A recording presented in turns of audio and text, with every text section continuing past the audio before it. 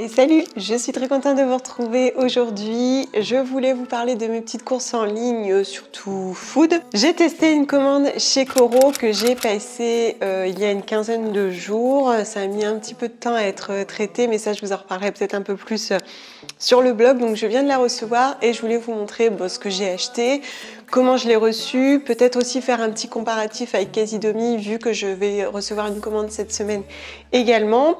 Et puis, vous dire aussi le pourquoi du comment.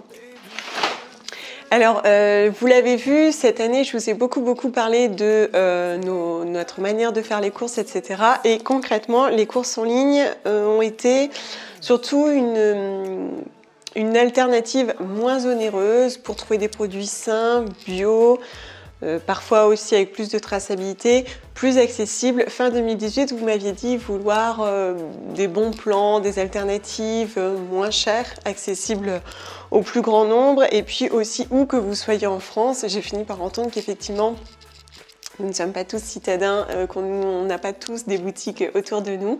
Donc j'ai vraiment essayé cette année de vous montrer des manières de faire ces courses sainement, pour pas trop cher, comment bien manger. Alors c'est vrai que cette année vous m'avez vu beaucoup aller au marché parce qu'effectivement pour moi ça reste le bon plan numéro 1, le plus sain, le plus slow, etc. Mais la commande en ligne aujourd'hui nous offre aussi une possibilité plus large, plus conséquente, avec des alternatives plus ou moins slow, plus ou moins raisonnées, plus ou moins réfléchies. Donc j'ai fini par me laisser tenter par Coro. Donc là, j'ai fait une petite commande. Concrètement, j'ai pas pris tout ce que je voulais prendre parce que mon panier commençait déjà à être assez onéreux. Et puis aussi, je voulais vérifier avant de me laisser tenter par trop de choses. Il y avait notamment des pâtes à tartiner, dattes, noisettes qui me donnaient trop envie. Mais bon, voilà, c'était assez onéreux aussi. J'ai essayé d'être raisonnable et de prendre des basiques. Ce qui m'intéresse chez Coro, c'est concrètement le prix au kilo et les très gros conditionnements. Je vous en ai beaucoup parlé l'année passée, au cours des 12 derniers mois, je pense. Je pense que vous l'avez bien compris. J'ai eu une réelle prise de conscience sur le vrac, sur le bon sens aussi de cette manière de faire ses achats. Et c'est pour cette raison que je vous ai parlé notamment des gros conditionnements que l'on pouvait acheter avec du plastique ou pas, et que finalement ça revient quasiment au même que pour le vrac. Du coup, voilà, j'ai fini par me laisser tenter. Alors pourquoi je vous précise ça? Parce que chez Coro, on a facilement ce genre de sachet en plastique. Et pour la petite histoire, il y a 3 ans ou 2 ans, je sais plus, ils m'avaient proposé de travailler avec eux. Et finalement, je ne l'avais pas fait parce que justement, je m'interrogeais un peu sur tout ça. Et avec le recul, forte de différents échanges, de différentes observations en boutique bio ou avec les acteurs du vrac, j'ai fini par comprendre que c'était pas non plus complètement incohérent. Donc le prix au kilo est effectivement très intéressant chez eux. Je vous le cache pas, par rapport à ma boutique vrac, bon là il n'y a pas photo. Et puis j'ai comparé aussi avec Casidomi. Donc ce sont des marques par contre propres chez eux. On a beaucoup de marques Coro. Je sais pas si on a d'autres marques, je crois pas finalement quand j'y pense. Je crois que ça n'est que leur marque propre. Effectivement, on va pas payer forcément la renommée de la marque. Évidemment, ça va avoir un coût inférieur sur une marque propre. La première chose que j'ai prise, c'est 1 kilo. C'est vrai que quand je me dis comme ça, j'ai pris 1 kilo, je me dis... Oui, bon, là tout de suite on comprend mieux le pourquoi du comment. 1 kilo de sucre de fleur de coco bio. Donc ça, j'en utilise quasiment tout le temps avec du rapadura. J'ai toujours du sucre complet et du sucre de coco à la maison. Plus à côté, je vais avoir du sirop de date, du sirop d'érable. Mais en général, dans mes pâtisseries, ça va être ça. Alors effectivement, moi, typiquement, ce que j'aurais aimé dans un monde idéal, c'est un packaging en craft. Mais il y a probablement aussi des contraintes d'humidité. Et justement, le vrac qu'on peut avoir en boutique bio arrive dans ce genre de conditionnement. Donc bref, voilà, tout ça pour dire que j'ai voulu prendre celui-ci parce qu'il me semblait très bien, labellisé bio. Donc je vais le goûter, on verra. Le paquet, je suis en train de me dire que je peux peut-être le réutiliser parce que vous voyez, il y a une petite glissière ici. Après, j'ai pris ça, donc je vous en ai déjà parlé par le passé, je ne sais pas si vous allez vous en rappeler.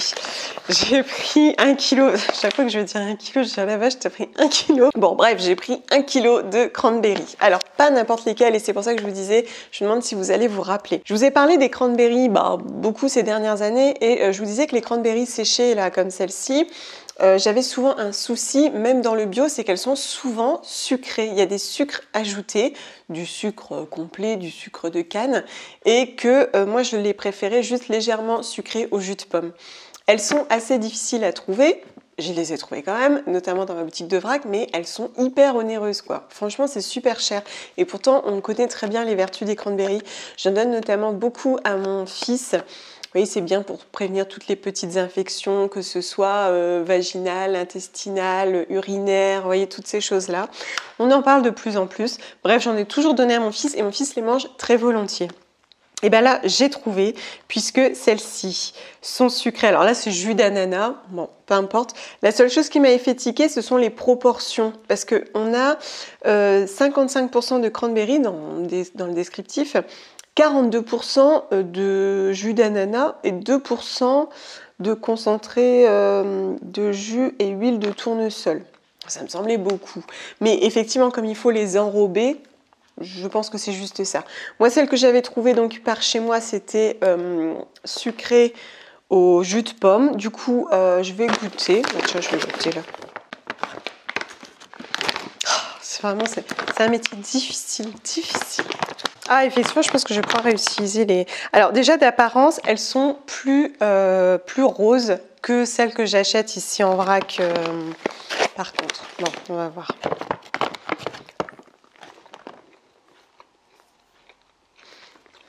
Ouais. Au goût, elles sont légèrement plus sucrées que celles que je trouvais en vrac ici. En revanche, comme on n'a pas de sucre ajouté, mais juste du jus d'ananas, ça reste toujours plus sain et je pense que mon fils va adorer. J'ai pris du cacao. Alors le cacao, j'en ai toujours à la maison, c'est avec que je fais la plupart de mes pâtisseries. Je fais aussi, vous savez, des glaces minutes avec des bananes congelées. Et le cacao, souvent on le trouve dans des petites boîtes, il y a quoi 200 grammes. Alors bon, c'est tout, je me débrouille. Et des fois, je prends en vrac, mais je suis pas fan. En plus, il n'y a pas toujours de traçabilité, mais enfin bref. Toujours est-il que, pareil, j'ai pris 1 kg de cacao, donc en poudre, hein, pur, non sucré, il n'y a rien d'ajouté. C'est 100% poudre de cacao bio, on a le label bio. Par contre, est-ce qu'on a l'origine ? Là non, par contre peut-être sur le site. En revanche, je trouve ça super bien de pouvoir acheter directement 1 kg de cacao, en sachant que nous on en consomme beaucoup parce que je peux en mettre aussi dans les cookies, etc. Et que ça se conserve très très bien, donc au fil des mois en plus, si vous voulez, vous pouvez même le laisser dedans, du coup ça sera plus hermétique.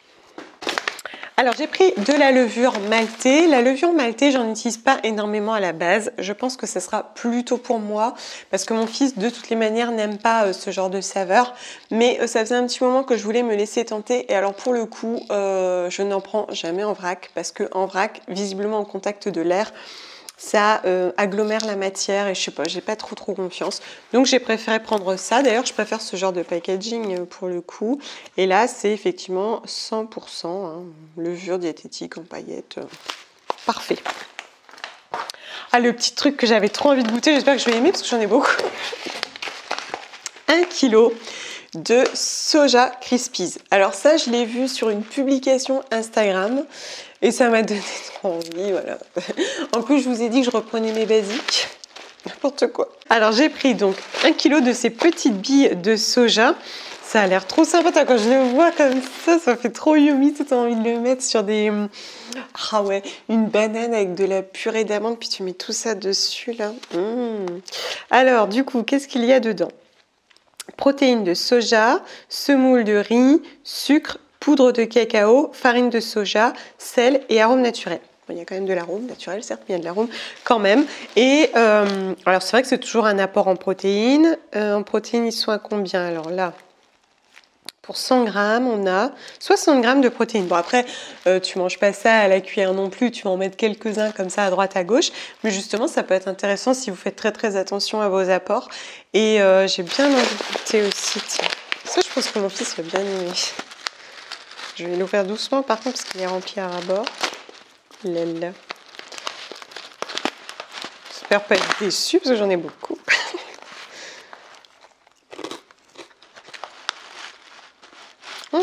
Alors, c'est pas très sucré. On sent le cacao, mais c'est vraiment pas très sucré. C'est très léger. Je pense que ça peut être sympa aussi ajouter à une préparation pour apporter du croustillant plutôt. Notamment, je pense encore à la glace minute qu'on peut faire avec de la banane. Ça peut être hyper sympa. J'ai pris des noix de cajou. Donc là, c'est pareil, j'ai pris 1 kg. Noix de cajou, c'est aussi très très cher. Donc là, des noix de cajou entières. Donc ça, je les mets dans des cookies, dans des préparations. Je peux les faire tremper, les mixer. J'en mange pas énormément parce qu'elles sont un peu inflammatoires pour moi. Donc je les consomme avec mesure. Mais souvent, je vois des recettes avec et je suis frustrée de ne pas en avoir sous la main. Voilà. Et alors, dernière chose, ça j'ai beaucoup hésité. J'ai pris des dattes. Alors c'est pareil, là vous avez un emballage en plastique. Celui-ci, concrètement, j'aurais pu l'éviter. En fait, c'est ce que je n'aime pas parce que il n'y en a pas beaucoup. Il y a quoi dedans? 500 grammes et vous voyez, c'est un truc en plastique complet. L'avantage, il est déjà ouvert le mien, dites donc. Qu'est-ce que c'est que cette affaire? Bon non, ça va, c'est entier. L'avantage, c'est qu'en fait, ça, je vais le mettre au lave-vaisselle et je vais le réutiliser. Je me le suis dit en l'achetant, mais bon, quand même, c'est pas ce que je préfère. Ceci dit, quand on voit tout le plastique qu'il y a là, je vais te dire. Alors, bon, bref, tout ça pour vous dire que j'ai pris des dattes. Et ce sont des dattes dont je vous avais déjà parlé, puisque ce sont des dattes Soukari semi-séchées. Je vous avais dit, moi, j'adore les dattes. Ça fait partie des produits un peu gourmands. Ce sont vraiment des gourmandises à mes yeux. C'est vrai que je n'achète pas nécessairement de barres chocolatées, etc. En revanche, des produits comme ça qui en plus viennent de loin, pour moi, c'est un vrai plaisir que je m'offre et que je m'offre à ma famille. Puis en plus, il a un coût, clairement. Donc là, j'ai pris 500 grammes et ce sont des Soukari. Et les Soukari, je vous ai dit que j'aimais beaucoup ça parce que je trouve qu'elles ont un goût plus caramélisé que les autres. Oh, il n'y a pas de noyau? Il n'y a pas de noyau. Peut-être que dans celle-ci? Ah oui, c'était que dans celle-ci. Étrange cette boîte. C'est yummy, hein. Bon, après, voilà, je vais pas trop m'engager là-dedans. Et j'achète plus voilà, pour des petites gourmandises, pour mon fils aussi, comme je vous disais, quand il appelle le sucre. Oh la vache. Bon, allez, bref. Donc, du coup, voilà. Pour la petite commande, tout est arrivé intact. Après, j'avais rien pris de fragile. La question est toujours la même. Vous me demandez souvent si ça me semble être un super bon plan ou indispensable. Non, je ne pense pas.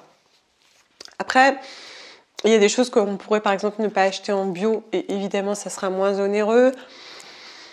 Je peux pas, c'est vraiment propre à votre alimentation. Et vous savez, encore une fois, je sais jamais, la vérité elle est nulle part parce que concrètement là je n'ai pris que des choses qui, attendez je réfléchis, voilà, qui ne sont même pas produites en France, ce sont des choses cultivées à l'étranger. Et vous voyez, ça aussi, ça me fait réfléchir. Souvent, je m'interroge sur l'impact de ce que je consomme, alors moins sur des choses de tout venant, comme par exemple les bananes, même si j'y pense, je me vois mal retirer la banane de notre alimentation.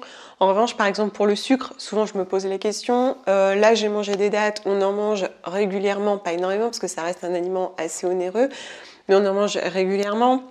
Le cacao, c'est pareil. Du coup, il n'y a pas de solution parfaite, il y a celle qui vous convient. Et j'ai vraiment tenu cette année à essayer de vous proposer des compromis plus accessibles dans la cosmétique également, de façon à ce que chacun puisse y trouver son compte. Est-ce que je recommanderais? Honnêtement, je ne sais pas, parce que, bon, je ne sais pas. À voir, on verra dans l'avenir, hein, l'avenir nous le dira. En tout cas, pour le moment, je suis assez contente. La seule chose, à la limite, qui vraiment me fait tiquer, ce sont les emballages plastiques. Indépendamment de ce que je vous disais tout à l'heure à propos du vrac, que ça arrive comme ça, etc.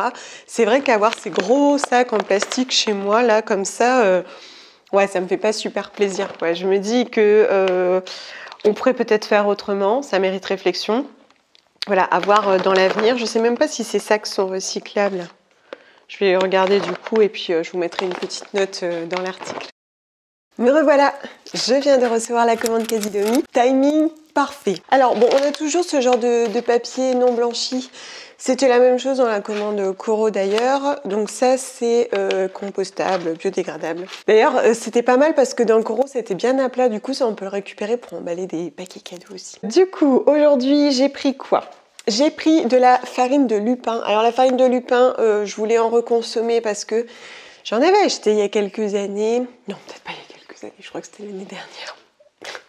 J'en avais acheté et c'est vrai que c'est une farine qu'on conseille beaucoup pour sa teneur en protéines, puisque pour 100 grammes, on a 43 grammes de protéines. Elle serait vraiment digeste et naturellement sans gluten. Du coup, je voulais notamment l'utiliser pour faire toutes mes petites galettes minutes. Vous savez que je peux faire le midi, dedans je mets un peu de salade, des choses comme ça. Et puis, je sais pas, pour faire des petites boulettes, bon, on verra bien. En tout cas, j'ai pris de la farine de lupin. Et alors justement, VS Coro, là l'idée c'est plutôt d'avoir accès à des petites références spécifiques, des marques spécifiques aussi.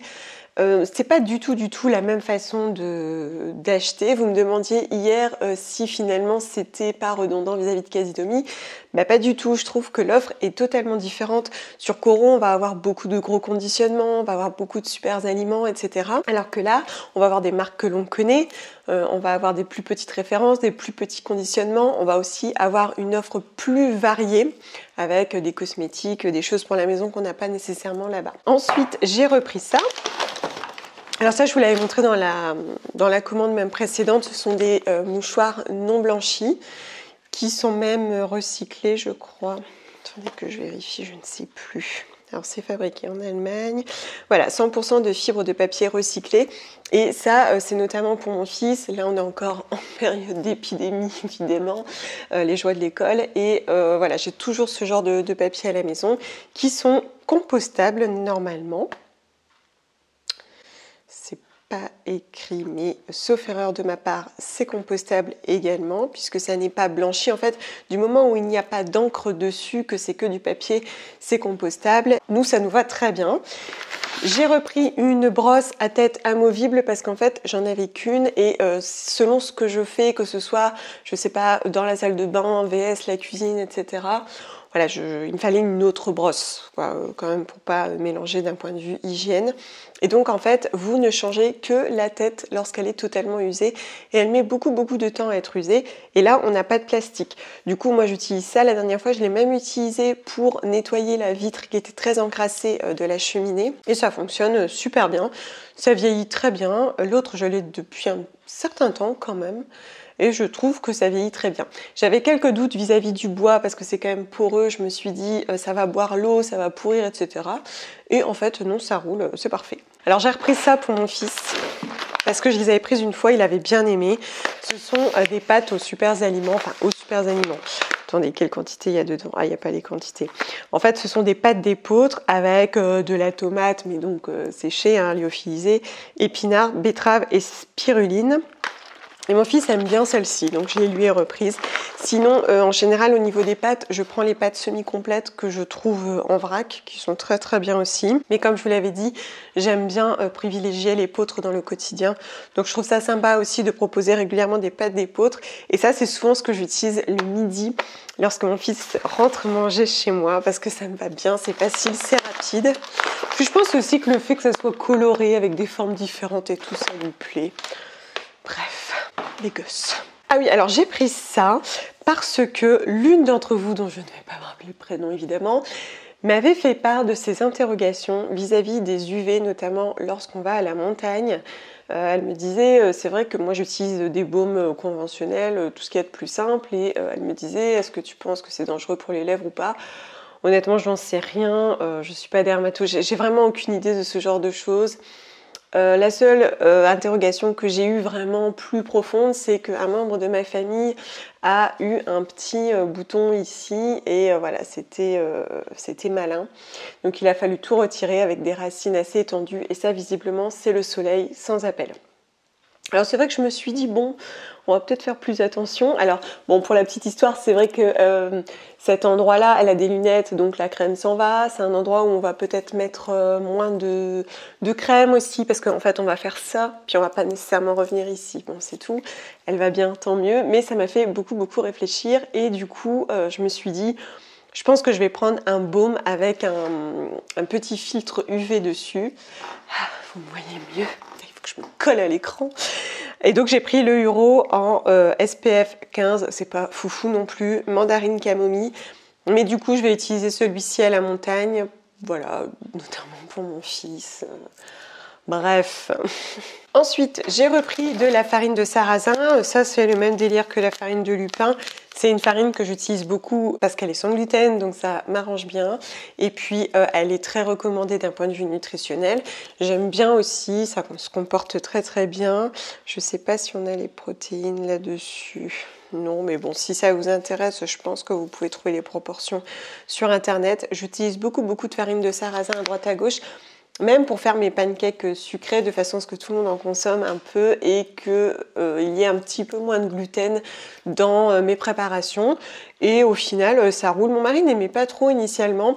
C'est vrai que je fais jamais 100% sarrasin. Voilà, je sais qu'il n'en aime pas trop la saveur. Mais mon fils, par exemple, il aime beaucoup et je pense même qu'il s'en rend plus vraiment compte du mélange de saveurs, vu que depuis qu'il est petit, j'utilise des farines très très variées et on s'aperçoit quand même que c'est une question d'habitude à fond, quoi. Si tu as mangé que du blé, évidemment, tu as une appétence pour le blé, mais si tu as toujours varié au niveau des saveurs, c'est beaucoup moins compliqué. Là, dernièrement, j'avais fait des cookies à la farine de coco, qui en plus est particulièrement friable. Bah, lui, il mange ça sans aucun problème et il trouve ça très très bon d'ailleurs. Ah mais alors j'ai pris du miso. Alors le miso, je connais depuis longtemps, mais honnêtement, je n'en avais jamais acheté. Il y a plein de recettes américaines dans lesquelles ils utilisent du miso. À chaque fois, je me disais est-ce que je vais en prendre ou pas. J'hésitais aussi parce que visiblement, il y a des qualités de miso et j'avais pas assez de connaissances. Donc à chaque fois que j'arrivais en boutique bio, je me disais est-ce que c'était ça qu'ils disaient, je ne me rappelle plus. Bref, donc j'ai fini par prendre celui-ci. Je ne sais pas s'il est meilleur qu'un autre. Honnêtement, j'en sais rien du tout. C'est parce qu'il était là et que ça arrangeait bien mes affaires. Donc c'est du riz fermenté, fèves de soja, eau et sel marin, c'est tout, donc c'est vegan. Celui-ci a le label bio de la Soil. Donc je vais tester, en fait ça souvent on le retrouve dans des préparations, des fois même dans des bouillons ou dans des sauces. On peut l'utiliser pour faire plein de choses avec. Ça apporte juste de la saveur. D'ailleurs, c'est ce qui est expliqué. Blend with oil, vinegar. Ils disent de mélanger en fait pour faire des sauces liquides, apporter de la saveur. Voilà. Donc, je vais tester ça. Je pense que je vais bien aimer parce que moi, ce genre de saveur, j'aime vraiment beaucoup. Pour mon mari... Oh, ils ont changé le packaging. Mon mari, ses céréales bio favorites, ce sont celles de Fabrichon, dont le packaging a donc changé, hein, c'est ce que je viens de douter. Il adore. On en a essayé plein en vrac, différentes. Alors le problème du vrac, c'est que des fois, c'est plus assez croustillant, mais à la limite ça allait. C'est juste qu'on ne retrouve pas la même saveur. Ils sont assez onéreux, surtout que ceux-ci sont sans gluten. Quand c'est sans gluten, c'est encore plus cher. Mais ce sont vraiment ses favoris. Alors là, j'ai pris du haut de chocolat, donc ça n'est pas vegan. Mais le simple chocolat, lui, est vegan. Et c'est celui que je prends de temps en temps pour moi. Mais moi, c'est beaucoup plus rare. Je consomme pas trop, en fait, ce genre de céréales. Lui, il pourra en consommer tous les matins facilement. Donc voilà, je lui prends aussi pour lui faire plaisir. Mon fils aussi va en manger. Et ceux que je fais n'ont clairement pas le même goût. Donc c'est tout. Fabrichon a gagné. Ah, j'ai repris mes fameuses soja cuisine. Donc de Lima, je vous en parlais dans l'une des vidéos précédentes. Je vous expliquais que c'était cette crème de soja que je préférais par rapport à la composition parce que dedans, on n'a pas de carrageenan, etc. C'est eau, huile de tournesol, fèves de soja, sirop de riz, farine de graines de caroube et sel marin. Après, bon voilà, les carrageenan, c'est naturel, il n'y a pas de problème. Mais j'essaye d'en consommer un peu moins. Après, je m'aperçois que des fois, il y en a ailleurs dans des endroits soupçonnés. Mais bon, peu importe. Ça, j'en ai toujours sous la main parce que j'en mets un peu partout pour apporter du crémeux dans mes lasagnes. Pour faire mes fonds de tarte, je mélange avec un petit peu de moutarde, c'est très bon. Pour gratiner un petit peu le dessus. Ça, pour moi, c'est vraiment incontournable. Les crèmes de soja, vous savez, ça n'a pas énormément de goût. Évidemment, ça n'a pas le goût de la crème fraîche. Hein. Si vous essayez de trouver des alternatives, perdez pas votre temps, ça n'a pas du tout le même goût. Ah, prout, je suis tout le temps floue. Donc, ça n'a pas du tout le même goût, mais ça apporte un côté beaucoup plus crémeux aux préparations. Ça va apporter aussi de l'humidité. Je pense par exemple aux lasagnes, pour que ça soit bien humide, vous pouvez ajouter ça.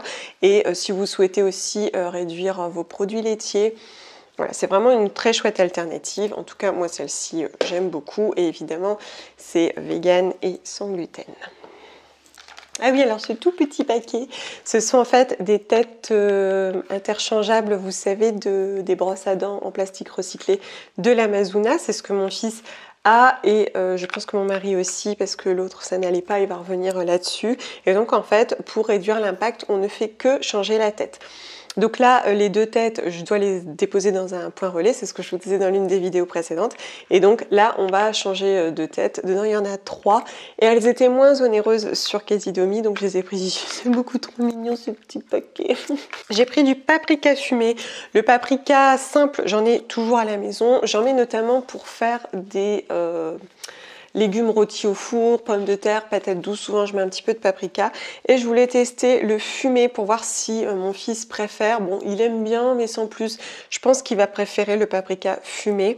Donc j'ai pris celui-ci qui a un peu moins de plastique que celui que je trouve là chez moi. On verra bien. Ah, j'ai repris un savon Clémence et Vivien. Je vous parle beaucoup de ce savon saponifié à froid pour réduire les déchets dans la salle de bain, mais aussi pour avoir une routine plus saine et naturelle. Et les savons Clémence et Vivien propose un très bon rapport qualité-prix, particulièrement sur Casidomi. Donc là, j'ai pris le Pagnol qui est au lavandin et olive. Il est conseillé notamment pour les peaux un peu réactives, allergiques, eczémateuses, parce que ça va vraiment apaiser, adoucir. Alors, j'ai repris de la farine d'amande. J'ai hésité parce que, en fait, j'ai essayé d'en faire en mixant un peu plus ma poudre, mais je n'ai pas la texture de la farine. Donc là, je l'ai pris, par contre, c'est dans un packaging en plastique. C'est vrai que la farine d'amande est énormément conseillée, notamment dans les préparations américaines, pour réduire le gluten et avoir quand même une texture assez épaisse et généreuse et qui se tient aussi. Et c'est vrai que j'ai remarqué que dès que je mets de la farine d'amande, mes préparations se tiennent davantage. En revanche, c'est très cher. Donc concrètement, je fais jamais les préparations où c'est 100% farine d'amande. Je compense, je vais mélanger avec un peu de sarrasin, je m'adapte, je vais mettre un peu de farine d'épeautre. Je crois que genre ce paquet-là, ça devait être 7 €, un truc dans le genre. Donc je l'utilise avec parcimonie et j'aime beaucoup le goût de l'amande. Ça apporte vraiment quelque chose de plus à la préparation. J'ai repris du lait de coco. Bon, alors le lait de coco, je le mets un petit peu partout, dans mes soupes notamment. Je pense que c'est ce que je préfère. Là, j'ai pris ça, alors. J'en avais jamais pris. Honnêtement, je l'ai vu la dernière minute, je suis dit, oh, tiens, ça pourrait être sympa. Je regardais en fait toutes les boîtes de sauce tomate et j'ai vu ça, qui sont en fait des tomates cerises, donc en concentré comme ça, avec juste un peu de jus de tomate et c'est tout. Bon, voilà, ça peut être sympa parce que c'est vrai que les tomates cerises, c'est naturellement plus sucré. Nous, on est en manque en hiver, hein. Nous, les tomates nous manquent. C'est difficile, surtout pour mon fils. Là, il me dit, c'est quand est-ce qu'elles reviennent? C'est pas tout de suite. Donc voilà, je pense que ça va faire bien plaisir. De toute façon, je vous l'ai dit, nous, on a toujours des concentrés de tomates chez nous. Toujours. Pour mes cheveux, là j'ai décidé de laisser un petit peu le Pachamamaï, le shampoing Pachamamaï au cacao. Donc j'ai décidé de me reprendre le Sweetie dont le packaging a changé d'ailleurs, je suis en train de voir. Ça c'est le premier solide dont je vous ai parlé, non peut-être pas le premier. Le premier que j'ai vraiment aimé. Ouais, je pense que c'est plutôt ça. Et c'est vrai que j'en ai beaucoup parlé il y a peut-être 3-4 ans, quelque chose comme ça. Donc j'y reviens. Ce que j'aime bien celui-ci, c'est qu'il apporte vraiment beaucoup de douceur et de souplesse aux cheveux. Celui-ci, ouais, c'est vrai que je l'aimais bien. Et j'avais fini par ralentir, je vous avais dit, quand j'avais le cuir chevelu un petit peu hérité qui tiraillait un peu, notamment devant. C'est vrai qu'avec les solides, ça peut arriver. Bon, c'est tout. En tout cas, j'y reviens parce que je l'aime beaucoup. J'aime bien l'effet sur les cheveux. En plus, il sent bon. Il est au petit grain de bigaradier. Ça sent bon. Ça sent un peu amer, c'est sympa. Pour dépanner, j'ai repris ces sauces-ci. Je vous l'avais dit, j'en ai repris une. Parce que ça me dépanne toujours pour faire un fond de tarte ou je sais pas, des pâtes à la tomate ou peu importe. Donc ça, c'est une sauce tomate qui est déjà cuisinée. De l'huile de coco, incontournable. Hein. Donc ça, je cuis avec notamment. En fait, moi, pour la cuisson, j'utilise soit de l'huile d'olive, soit de l'huile de coco. Purée d'amande, purée de noisettes, incontournable chez moi, évidemment. Donc j'en fais aussi moi-même, notamment de la purée d'amande. Ça, je vais en faire en plus en grande quantité. C'est celle qu'on consomme le plus. Mais j'en ai toujours toute faite à la maison, notamment pour faire notre goûter préféré que vous avez vu et revu. Avec mon fils, on se fait donc des bananes avec de la purée d'amande, des éclats de cacao cru dessus. On aime énormément. Et puis ça fait un goûter sain pour mon fils. Donc ça, j'en ai toujours. Ou pour toutes mes préparations, toutes mes pâtisseries, j'en utilise vraiment pas mal. C'est ce qui remplace aussi mes corps gras dans mes préparations. Soit je mets ce genre de purée, soit je mets du tahini. J'ai repris du vinaigre de cidre, donc j'ai pris un vinaigre cru non pasteurisé qui a une couleur un peu différente de ce que j'avais vu justement jusque-là. Je voulais voir un peu ce que ça donnait un vinaigre non pasteurisé. Alors effectivement il est jaune alors que d'habitude il est plus orangé. Donc là c'est la marque Raw, donc cru, hein, visiblement c'est ça. Avec un petit peu de dépôt, bon rien de spécial, on verra bien ce que ça donne. J'en avais plus, du vinaigre de cidre j'en ai toujours évidemment, on en consomme un petit peu tous les jours et c'est vrai qu'au début quand j'essaie de faire manger de la salade à mon fils, non sans difficulté, je n'assaisonnais pas parce qu'il n'aime pas ça, mais on sait combien c'est important de consommer un petit peu de vinaigre de cidre, donc j'en mets un tout petit peu, ça va. Enfin, j'ai repris une huile végétale dont je vous ai déjà parlé précédemment, c'est la Quatuor de Vigan. Ça, c'est une huile végétale dans laquelle on a colza, sésame, noix, chanvre et onagre. Je vous l'avais dit que vis-à-vis des oméga 3, ces huiles végétales sont très intéressantes. J'ai déjà essayé d'avoir juste du chanvre, j'avais trouvé une huile française, etc. Mais on n'est pas spécialement fan du goût. Donc celle-ci, elle passe mieux pour tout le monde, donc on y revient. C'est vrai que bon, colza, c'est assez neutre. Sésame, c'est plus caractéristique, mais mélangé, je trouve que la saveur est très bonne. Ça, c'est le genre d'huile du coup que je n'utilise que crue, un peu sur la salade pour conserver toutes ses vertus, que tout le monde puisse en profiter. Donc elle me dure vraiment très très longtemps. D'ailleurs, c'est seulement maintenant que je la rachète. La dernière, c'était celle que vous avez vue en vidéo. Alors là, on voit très bien que ce ne sont pas du tout les mêmes courses que je peux faire chez Coro ou dans ma boutique bio.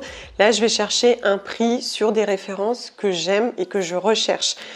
Comme par exemple les purées Jean Hervé, le savon Clémence et Vivien, les soja cuisine, les têtes de brosse à dents, le lait de coco ou même les mouchoirs. Ce sont des choses qui me coûtent beaucoup moins cher.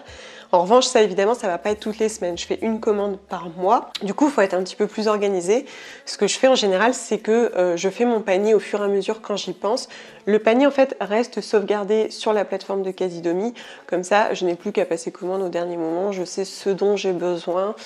Vis-à-vis aussi de ce que j'ai acheté, je vais ajuster et je ne commanderai que ce dont j'ai besoin à la dernière minute. Ça roule comme ça et ça m'évite aussi de surconsommer, d'acheter des choses peut-être que sur lesquelles j'aurais craqué en boutique bio. Moi, je m'y retrouve comme ça. Ici, je cherche plus un prix, le juste prix pour un produit que j'aime, un chocolat que j'aime, un lait que j'aime. Voilà, je fais simple, je vais à l'essentiel. J'essaye de pas trop m'éparpiller. Après, évidemment, l'intérêt principal, je trouve, c'est quand on est très éloigné d'une épicerie, ça peut être très très pratique, même si évidemment, je trouve que des fois, les prix sont exorbitants.